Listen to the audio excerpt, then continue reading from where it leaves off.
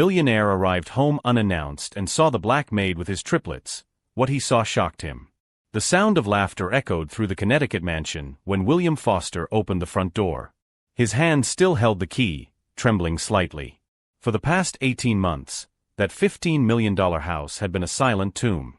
His triplet daughters hadn't spoken, smiled, or lived since they lost their mother. But now, for the first time in over a year, he heard children's voices singing. William was 41 years old and had built a real estate empire from scratch. Manhattan, Brooklyn, even international projects. Everything he touched turned to gold. But when Catherine died in an accident on the FDR Drive, something inside his daughters died too. Emma, Lily, and Sophie, identical triplets only 4 years old, simply stopped. They stopped talking, playing, smiling. Doctors, therapists, specialists. He spent fortunes trying to bring them back. Nothing worked. So he did what men like him do when they don't know how to deal with pain. He buried himself in work. Constant travel, 16-hour meetings, anything to avoid going home and seeing those 3 pairs of empty eyes. It was Nancy, the housekeeper, who suggested hiring someone to help with the girls. Just an extra helper, Mr. Foster. Someone young, good with children. 3 weeks later, Diana Washington, 28, from the Bronx, started working in the house. An education student working to pay for college, she had been raising her teenage nephew alone since her sister died. William barely noticed when she arrived. He was flying to London that morning. Now, following the sound of voices, William walked through the house with his heart pounding. It was impossible. His daughters hadn't spoken in 18 months. But there it was, laughter, music, life. When he pushed open the kitchen door, the world stopped. Diana was sitting on the floor, surrounded by the 3 girls. Emma was combing Diana's hair, Lily was drawing something on a piece of paper stuck to the wall, and Sophie, his little Sophie, was singing. Singing. All 3 wore colorful aprons like Diana's, as if they were a little family. Now all together. Diana clapped her hands. "You are my sunshine, my only sunshine." And they sang. The 3 sang with clear, happy voices that William hadn't heard in almost 2 years. For 3 seconds, William felt such intense joy that he almost fell to his knees. His daughters were alive. They were back. Then something dark and venomous rose in his throat. What the hell is going on here? The silence was instantaneous.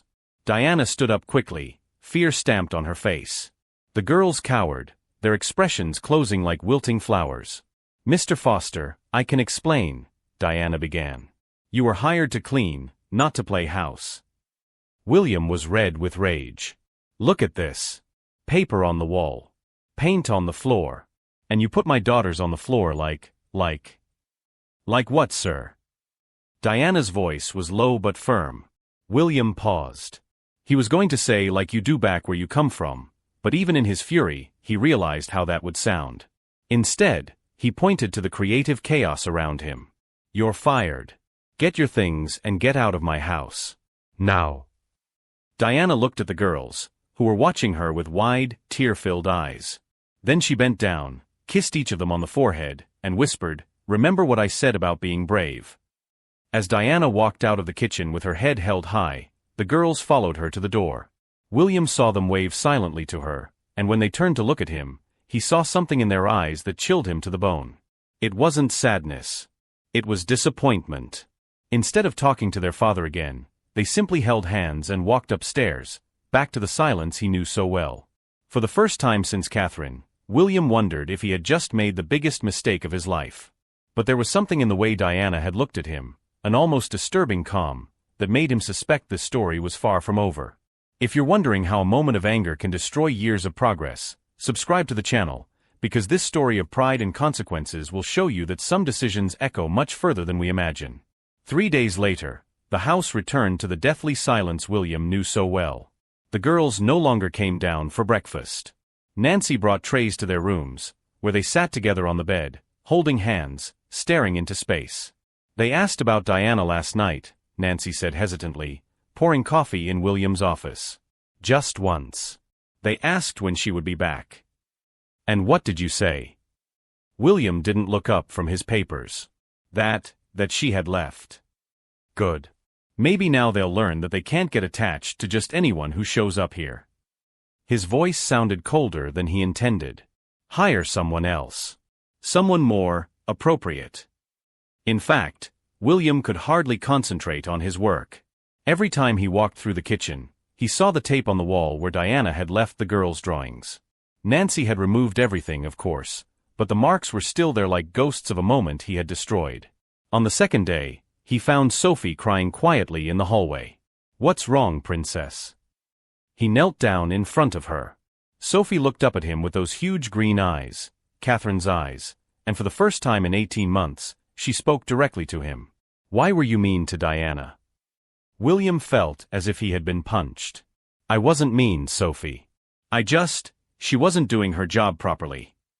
"She loved us," Sophie whispered, then turned her back and went upstairs, leaving William kneeling alone in the hallway.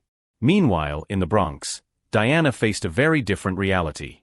Fired without warning, without references, without a chance to explain her side of the story. The Foster family had enough influence that a single phone call ensured that no domestic employment agency in the area would hire her again.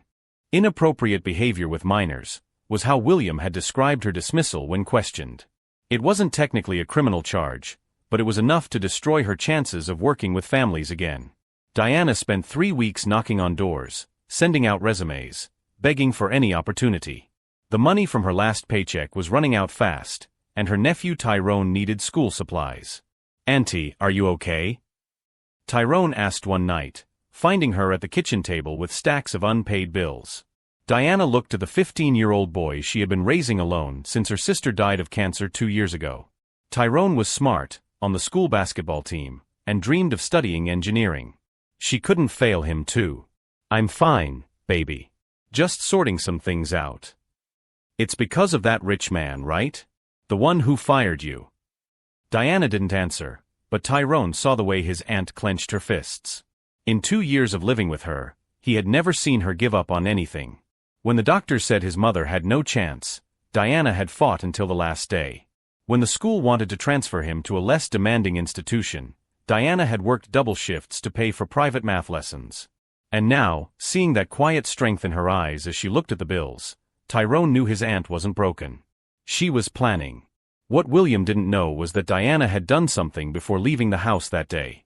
While gathering her things, she had discreetly photographed a few pages of a document she had seen on his office desk. Real estate contracts, account numbers, information that seemed irrelevant at the time. But Diana had grown up in the Bronx. She knew how to recognize numbers that didn't add up when she saw them. 3 weeks after her dismissal, Diana finally got a job. It wasn't what she had hoped for, a night cleaner at an accounting office in downtown Manhattan, but it paid the bills. More importantly, it gave her access to computers with internet during the early hours of the morning when she was alone in the building. It was during one of these early mornings that Diana discovered something interesting. The contracts she had photographed were not just ordinary real estate deals. They were part of an elaborate money laundering scheme involving ghost properties in Manhattan. The Foster empire was built on rotten foundations. Diana printed everything discreetly. Financial data, public records, connections that formed a clear pattern of tax fraud and money laundering. She wasn't an accountant, but she had grown up poor enough to know when the numbers didn't add up. For 4 weeks, Diana worked methodically. During the day, she sent out resumes and took care of Tyrone. At night, she cleaned offices and collected evidence. On weekends, she researched at the public library, using free computers to track every suspicious transaction. She wasn't doing this for revenge, at least not at first. She was doing it because 3 little girls deserved better than a father who treated them like disposable accessories, and because people like William Foster needed to learn that they couldn't destroy lives without consequences. On a particularly cold October night, Diana received an unexpected call. "Diana Washington? This is Amanda Silva from the Department of Justice. We'd like to talk to you about some irregularities we've noticed in the Foster family's business. We understand you worked in their home recently." Diana gripped the phone tightly. "How did you get my number?" "An anonymous source informed us that you may have relevant information about possible tax evasion and money laundering. We've been building a case for months, but we need someone who has had inside access." Diana looked at the stack of printed documents on her desk. For weeks of quiet work, for weeks of sleeping 3 hours a night, for weeks of planning a move that William Foster would never see coming. When do you want to meet? Tomorrow, if possible. Ms. Washington, I need you to understand, if this information is confirmed, we're talking about a federal investigation that could result in arrest and asset forfeiture. This is very serious. Diana thought of the 3 little girls who had learned to trust her, only to see the trust destroyed by a man who chose pride over the love of his own daughters. I understand perfectly. See you tomorrow. That night, while William dined alone in his $15 million mansion, surrounded by the silence of daughters who had once again closed themselves off to the world, Diana methodically organized every document, every photo, every piece of evidence she had collected. She didn't know that in 2 weeks, those papers would cause the Foster empire to collapse completely. She didn't know that William would lose not only his fortune, but also custody of his daughters. And she definitely didn't know that 3 little girls would soon discover that the woman he had humiliated and fired was about to become their new legal guardian. But there was something in the calm way Diana folded each document, something in the quiet determination in her eyes, that suggested that maybe, just maybe, she knew exactly what she was doing from the first moment William Foster yelled at her in that kitchen. The meeting with Amanda Silva took place at a discreet cafe in downtown Manhattan. Diana arrived 15 minutes early, chose a table in the back, and mentally organized every detail she had collected over the past few weeks. Ms. Washington? A blonde woman in her 40s approached, wearing a dark blazer and carrying a black briefcase. I'm Amanda Silva, federal prosecutor. Diana nodded, and Amanda sat down, discreetly studying the woman in front of her. Before we begin, I need you to understand that this is an extremely serious investigation. We are tracking a money laundering scheme that could involve hundreds of millions of dollars. I understand. Diana opened her own briefcase, a simple plastic folder she had bought for $2 at a stationery store. And I have exactly what you need. For 2 hours, Diana methodically presented every document, every suspicious transaction, every contradiction in the financial records she had discovered. Amanda asked precise questions, took detailed notes, and occasionally raised her eyebrows when Diana revealed particularly damning information. How did you gain access to these documents? Amanda asked, leafing through contracts that showed transfers to ghost accounts in the Cayman Islands. William Foster isn't careful with important papers when he's at home. He leaves everything scattered around his office, especially when he's stressed. Diana kept her voice neutral. And he was very stressed those last few days. That's enough for us to officially start the investigation, Amanda closed the folder. But Diana, I need to be honest with you. William Foster has powerful lawyers, political connections, influence. Even with this evidence, it will be an uphill battle. Diana smiled for the first time in the conversation. Attorney Silva, I grew up in the Bronx raising a teenager on my own after my sister died of cancer. I worked 3 jobs to pay for college. I spent 4 weeks cleaning offices at night to gather this information. If you think I'm going to give up now because a rich man has good lawyers, you don't know me very well.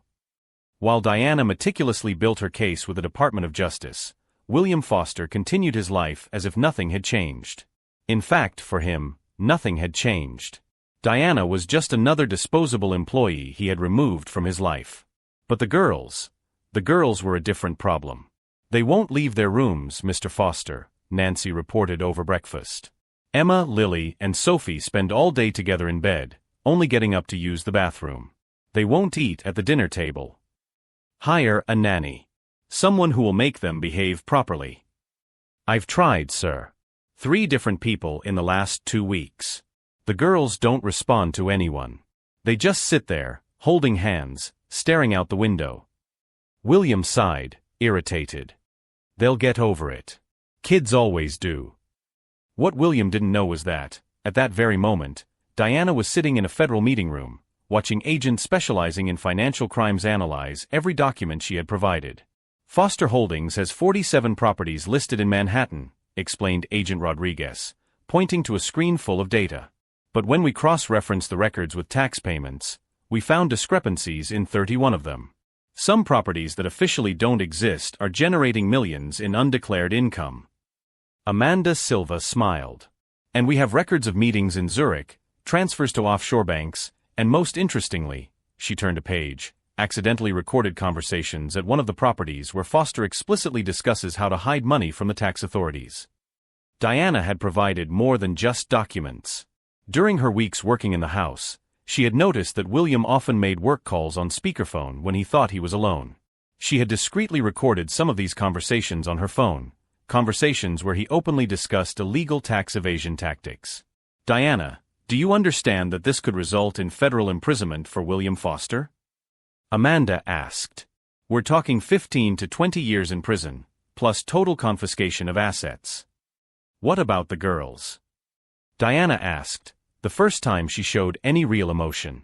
What happens to Emma, Lily, and Sophie? With their father in prison and no close relatives able to care for them, Amanda consulted her notes.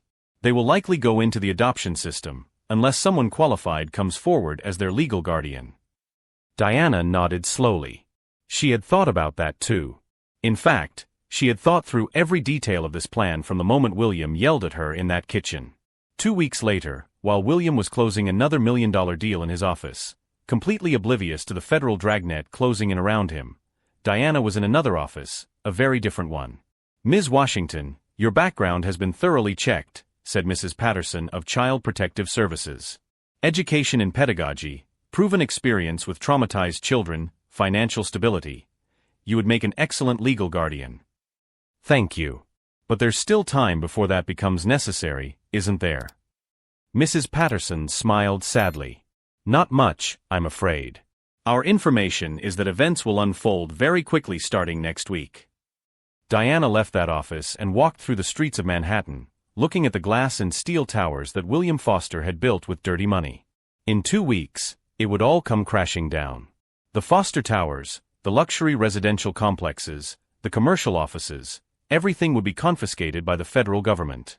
And 3 little girls who had lost their mother in an accident would not have to lose the only person who had managed to make them smile again. Diana stopped in front of one of the Foster buildings, a gleaming 40-story tower with the family name in gold letters on the facade. She took her phone out of her pocket and typed a simple message. Ready for the next phase. The children are safe.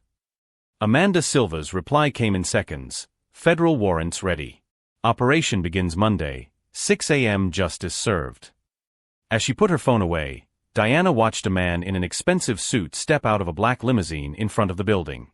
William Foster, returning from yet another business meeting, completely confident in his world of privilege that he believed to be untouchable. He walked past Diana without even noticing her. After all, to men like him, women like her were invisible. Just another ordinary person in the crowd, someone too irrelevant to deserve his attention.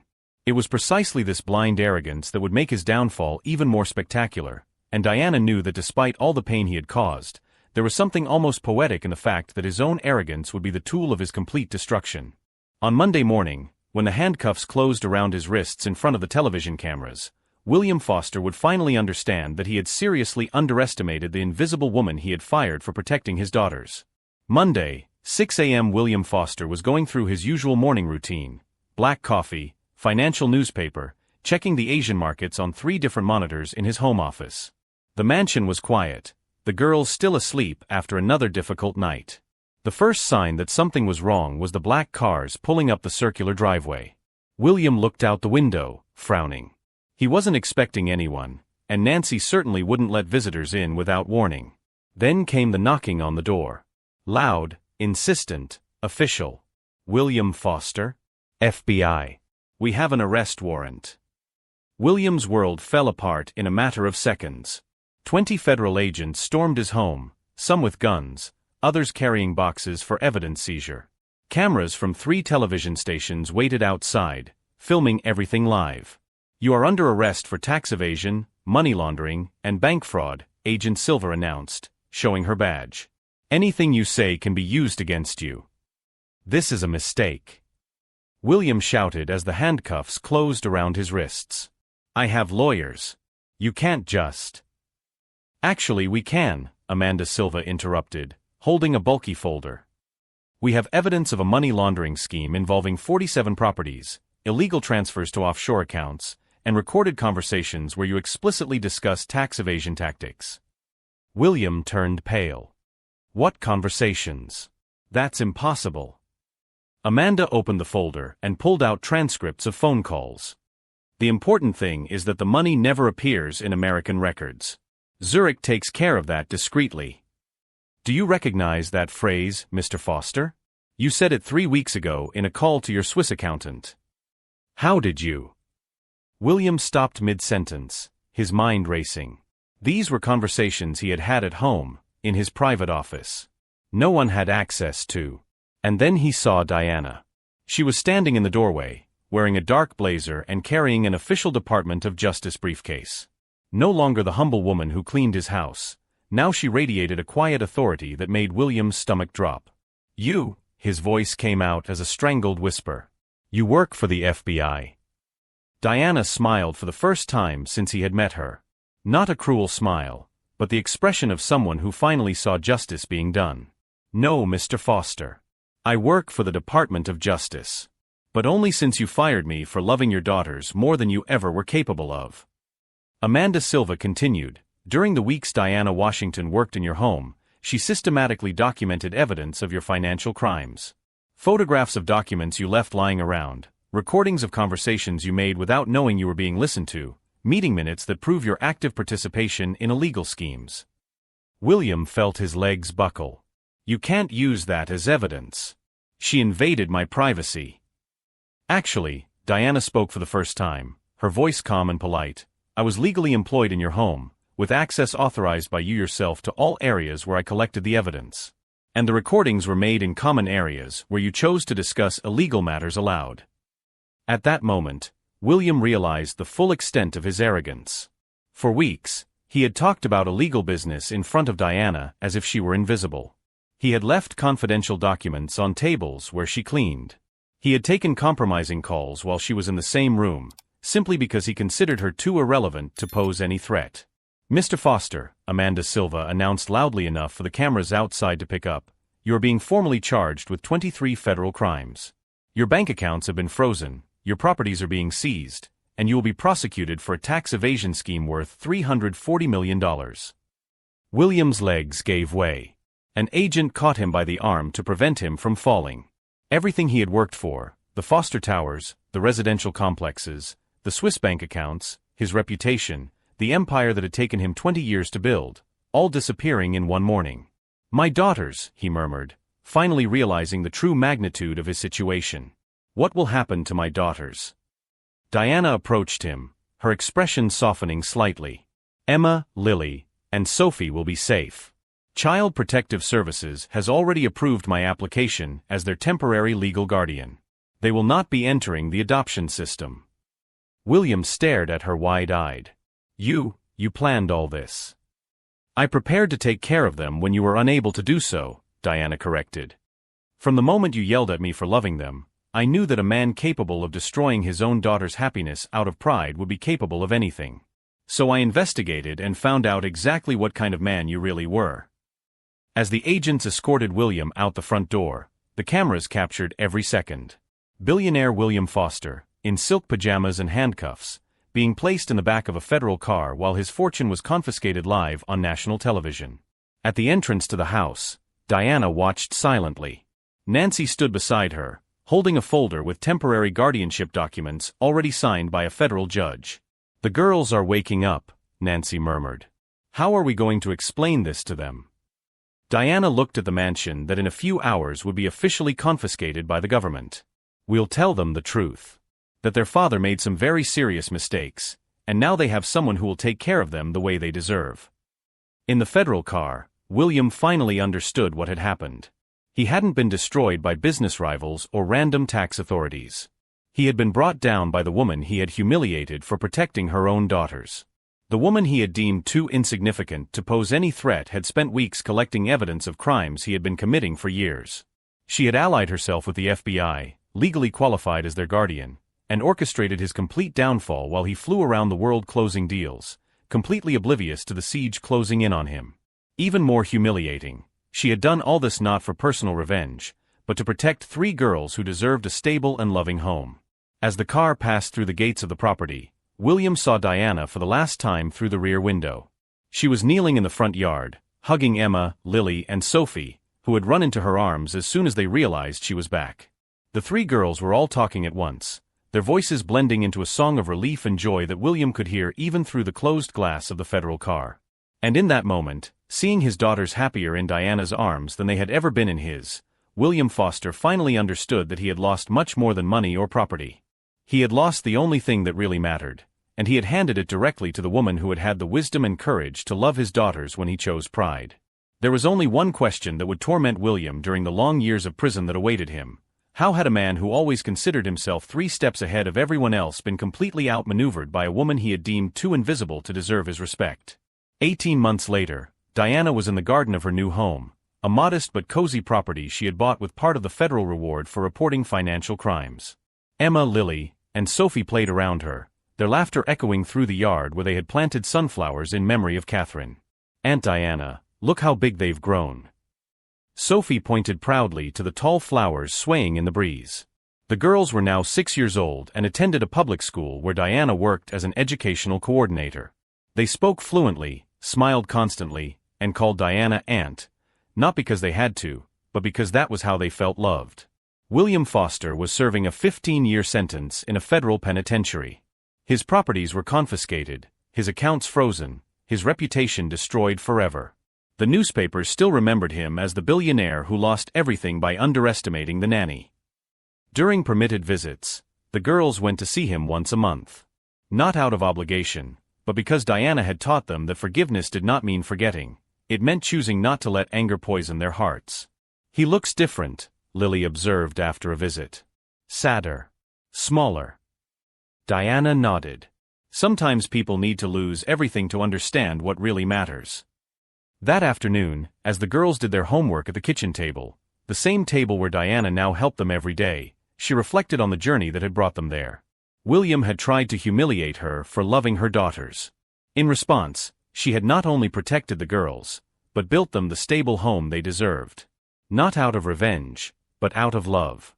True justice had not been to destroy William Foster. It had been to prove that 3 traumatized girls could flourish when loved by someone who understood that presence is worth more than any fortune.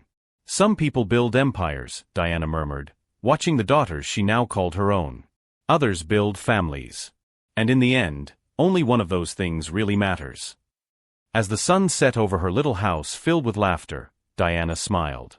The best revenge against those who choose pride over love is not to destroy, it is to build something more beautiful than they could ever imagine.